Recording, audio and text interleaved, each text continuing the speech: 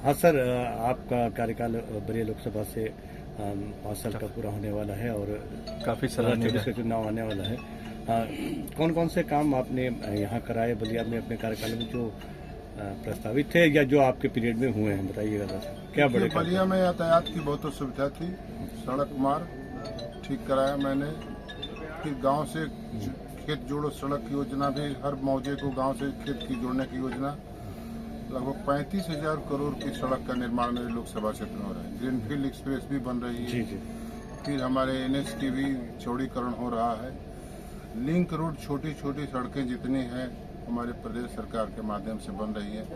Railway का भी विकास हो रहा है। यातायात का साधन रेल, सड़क और जल परिवहन का काम विस्तार से हो रहा है और ये काम आगे बढ़ेगा तो किसानों के उत्पादन को हम एक जगह से दूसरे जगह तक ले जाने में पूरी तरह सुविधा हो जाएगी, तो किसानों की आर्थिक समृद्धि बढ़ेगी।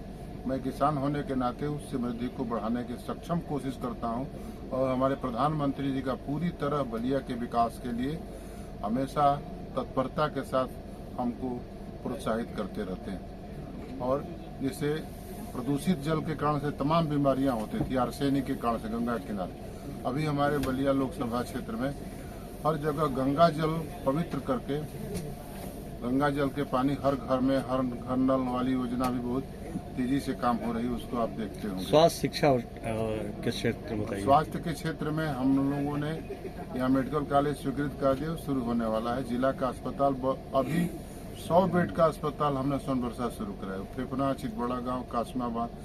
मैं 10 करोड़ रुपया अपने सांसद निधि से स्वास्थ्य विभाग को दिया, जिसमें हर जगह ऑक्सीजन प्लांट लग गए हैं, चल रहे हैं।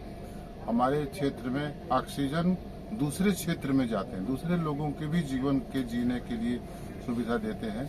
हमारे क्षेत्र बलिया क्षेत्र से बना हुआ निर्माण माने प्रोडक्ट उत्पादन हुआ ऑक्सीजन, ये मैं बलिया के लोगों के लिए। शिक्षा के क्षेत्र में सर थोड़ा और बता दीजिए। शिक्षा के क्षेत्र में हमने हमारे राष्ट्रीय स्मारक जो है सिताब दियरा, वहाँ हमारे गृह मंत्री जी उसके संरक्षक हैं, हम उसके अध्यक्ष हैं। वहाँ एक हमने वेटनरी कॉलेज प्रस्तावित कर दिया, वो भी स्वीकृत हो गया है। हम लोग बने बनाई बिल्डिंग वेटनरी कॉलेज के लिए दे दिया है, तो यहाँ पशु चिकित्सा की भी एक व्यवस्था सुनिश्चित हो जाएगी। इससे कृषि अर्थव्यवस्था की सुदृढ़ता मजबूत होगी। और कोई आपके मन में ऐसी हो जो अगला कार्यकाल आपको मिले? और मेरे मन में अभी योजना है कि एक तो विदेशी वस्तुओं का इस्तेमाल हमारे नागरिक न करें, मोटे अनाज को स्वस्थ रहने के लिए प्रयोग करें।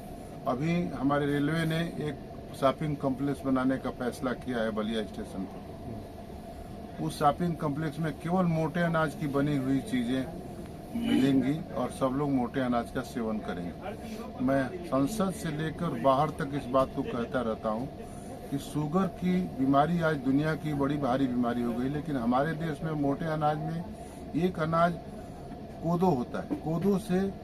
कोदो के सेवन करने से एक सप्ताह में कितनी बड़ी शुगर की बीमारी खत्म हो जाती है और हमेशा के लिए खत्म हो जाती है। यातायात में आपने और क्या डेवलपमेंट किया है? यातायात के लिए रेलवे का, सड़क का, जल परिवहन का एक मैंने प्रस्तावित किया है। अपने हमारे यहाँ पहले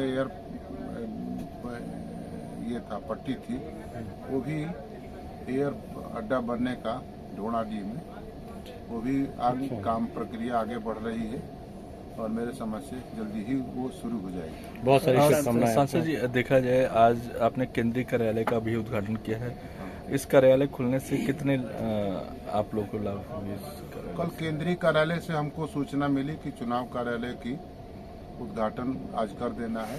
मैं उसी के आदेश का पालन करते हुए केंद्रीय चुनाव कार्यालय का उद्घाटन किया। सांसद जी, बात अगर कॉरिडोर की करें तो उज्जैन में भी, उज्जैन से लेकर वाराणसी तक कॉरिडोर बने। भृगु कॉरिडोर को लेकर क्या कहेंगे? अभी तक उसमें भृगु कॉरिडोर का जी मतलब भृगु कॉरिडोर का प्रोजेक्ट उत्तर प्रदेश सरकार ने स्वीकृत कर लिया है और जल्दी ही काम शुरू होगा। फिर भी मैंने अपने सांसद निधि से वहाँ काम कराया हो, जिसको आप देखते होंगे।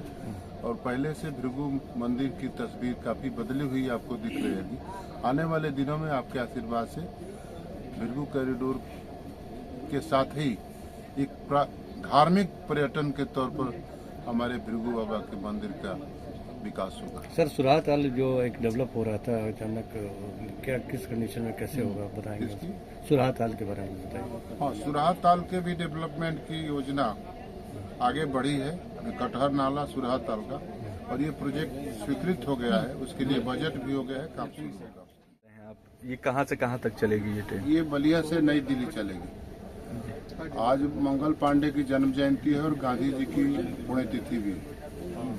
इस ट्रेन का भी नामकरण नहीं हुआ था, तो मैंने नामकरण को घोषणा किया, प्रस्तावित कर दिया। मंगल पांडे ग्राम स्वराज एक्सप्रेस, मंगल पांडे भी के नाम से हो जाएगा, और ग्राम स्वराज गांधी जी का एक संकल्पित नारा था, उससे भी संबंधित हो जाएगा। तो इस ट्रेन का नाम होगा मंगल पांडे ग्राम स्वराज एक्सप्रेस। इसके बाद दूसरी और कोई ट्रेनों की मतलब आपने अभी एक प्रस्तावित है वो मेमो पैसेंजर गाड़ी बलिया से पटना जाने की। ये ट्रेन डेली हो जाएगी जब तक इसकी साफ सफाई की सुविधा को मैं बनारस से यहाँ तक ठीक करा देता हूँ कि ये गाड़ी डेली चलने लग जाएगी। मैंने डीआरएम को इस बात के लिए कह दिया है, उसकी व्यवस्था वो कर रहे हैं। क्या ये प्रतिदिन चलेगी या साप्ताहिक चलेगी ये ट्रेन? डेली मैं कह रहा हूँ प्रतिदिन के लिए जी, कि प्रतिदिन चलेगी। जब इसकी साफ सफाई की व्यवस्था कहीं बनारस से लेकर बलिया तक कहीं व्यवस्थित हो जाएगा तो प्रतिदिन चलने लग जाएगी।